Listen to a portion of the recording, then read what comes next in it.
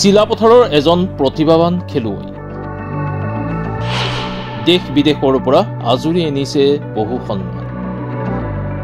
চিলাপথাৰৰ অতি ভিতৰুৱা গাঁও মালিনীপুৰ, নাই যাতায়াতৰ কোনো সুচল ব্যৱস্থা, কিন্তু মনত দুৰ্বল হেঁপাহ এজন প্ৰতিভাৱান যুৱকৰ।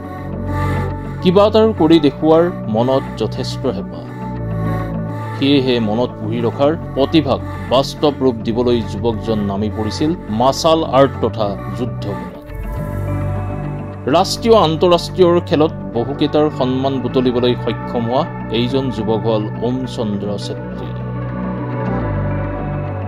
ছিংগাপুৰ, গোৱা, দমন, দিউ আদিৰ পৰা সন্মান বুটলিবলৈ সক্ষম হোৱা এইজন যুৱকে নিজ ঘৰতে বিগত 8 বছৰ ধৰি নিঃশুল্কভাৱে ছাত্ৰ ছাত্ৰীক প্ৰদান কৰি আহিছে সমৰ কলাৰ প্ৰশিক্ষণ।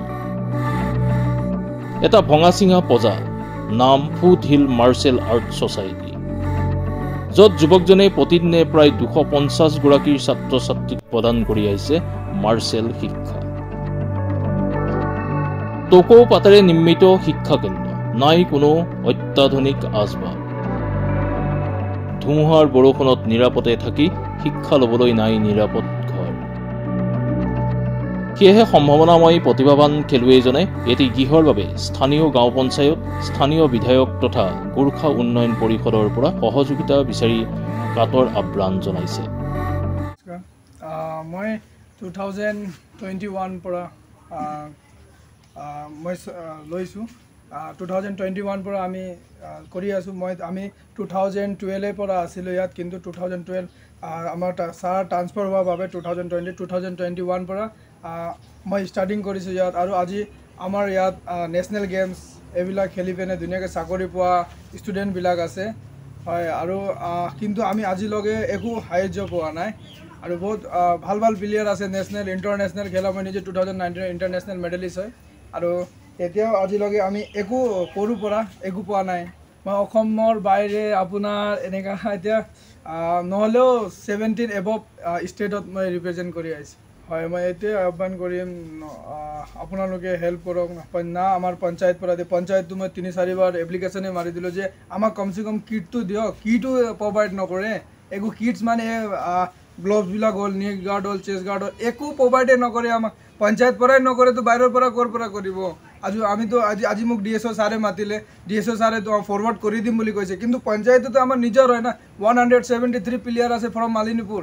কালি যদি আমি ইয়াৰ পৰা ল'ৰা ছোৱালী যদি ভালকৈ উঠি আহে, যেনেকৈ এবাৰ নেশ্যনেলত 13জনে মেডেল লৈছে, তো ক'ৰ আমাৰ নিজৰ জেগাৰে নাম ডেভেলপ হ'ব, অসমৰ ডেভেলপ হ'ব না। কিন্তু আমাৰ এই পঞ্চায়তে একো হেল্পেই নকৰে। পঞ্চায়তে 2-3 বাৰ হৈ গ'ল, একো হেল্পেই নকৰে ক্লাবৰ বিষয়ে। কিমান বাৰ খুজি থাকিব? আজি আকৌ একবাৰ দিম বুলি ভাবিছোঁ, কিন্তু খুজি আমনি লাগি গৈছে। আৰু এইটোৱে আপোনালোকক ৰিকুৱেষ্ট কৰোঁ যে চবকে প্লিজ হেল্প কৰক।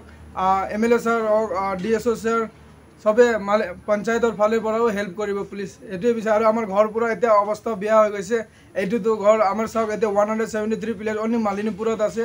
তো আমি দুই টাইম কৰিবলগীয়া হৈছে, একবাৰ ৰাতিপুৱা একবাৰ ইভিনিং। কেলৈ কি এইটো জেগাও সৰু হৈছে আৰু ইমান ভালো নাই।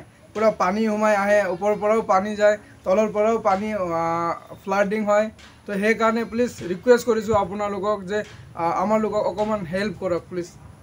হয়, আপুনি যি ঘৰ দেখি আছে, এই ঘৰত চিলাপথাৰ অঞ্চল আৰু মালিনীপুৰ অঞ্চলৰ বিদ্যাৰ্থীসকলে নিজৰ সোণালী এটা ভৱিষ্যত গঢ়ৰ সপোন লৈ ইয়াত আহে।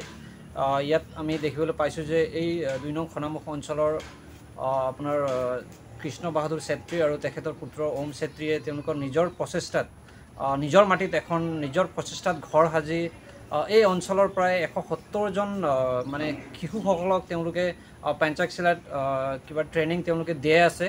আৰু এই ট্ৰেইনিং চেণ্টাৰৰ পৰা আমি গম পোৱা মতে বিভিন্ন মানে অসমৰ বাহিৰত বিভিন্ন ৰাজ্যলৈ গৈ তেওঁলোকে খেল প্ৰদৰ্শন কৰি বিভিন্ন ধৰণৰ মানে মেডেল আনিবলৈ তেওঁলোকে সক্ষম হৈছে।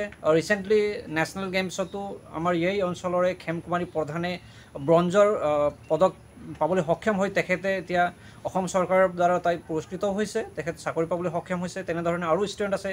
আৰু যি তেখেতৰ পুত্ৰ ওম ছেত্ৰী, তেখেত নিজেই ছিংগাপুৰত গৈ তেখেত মেডেলিষ্ট এজন হয়। আৰু তেওঁলোকৰ প্ৰচেষ্টাক আমি শলাগ লৈছোঁ। আমি গোৰ্খা ছাত্ৰ সন্থাৰ তৰফৰ পৰা আমি সকলোকে আহ্বান জনাব বিচাৰিছোঁ। আমি যিসকল চৰকাৰী পক্ষক হওক বা পঞ্চায়তৰ প্ৰতিনিধি হওক, বিধায়ক, আমি সাংসদ সকলোকে আমি আহ্বান জনাম যে এনেধৰণৰ এটা তেওঁলোকৰ একক প্ৰচেষ্টাত যি অনুষ্ঠান এটা তেওঁলোকে গঢ় দিছে, এই গঢ় দিয়া অনুষ্ঠানক যাতে তেওঁলোকে সহযোগ কৰে। আমি গোৰ্খা ছাত্ৰ সন্থাৰ তৰফৰ পৰা আমি তেখেতসকলক আহ্বান জনাইছোঁ যে চিলাপথাৰত আমাৰ গোৰ্খা ভৱন আছে নিজৰে। যদি তেওঁলোকে ইয়াত অসুবিধা পাইছে, যেনে ধৰক আপোনাৰ অনুশীলনৰ বাবে, আমাৰ এই গোৰ্খা ভৱনো তেওঁলোকে ব্যৱহাৰ কৰিব পাৰে, তাত গৈ তেওঁলোকে অনুশীলন কৰিব পাৰে বুলি আমি আমাৰ গোৰ্খা ছাত্ৰ সন্থাৰ তৰফৰ পৰা আমি তেখেতসকলক আহ্বান জনাইছোঁ। আৰু গোৰ্খা ছাত্ৰ সন্থাৰ তৰফৰ পৰা আমি এই দাবী আমি জনাম ওপৰ মহললৈকে। আমি সাংসদ মহোদয়, আমি বিধায়ক মহোদয় হওক বা আমাৰ নিজস্ব এটা ডেভেলপমেণ্ট কাউন্সিল আছে, গোৰ্খা ডেভেলপমেণ্ট কাউন্সিল, তেওঁলোককো আমি আহ্বান জনাম যে যাতে তেওঁলোকে এই ঘৰখন যাতে সুন্দৰকৈ সাজি দিয়ে আৰু ইয়াত তেনেধৰণৰ বিদ্যাৰ্থীসকলক প্ৰশিক্ষণৰ এটা সুব্যৱস্থা যাতে তেওঁলোকে কৰি দিয়ে, সেইটোৱে আমি আহ্বান জনাম। চিলাপথাৰৰ পৰা বসন্ত ফুৱেলৰ সহযোগত news desk report, my news NA।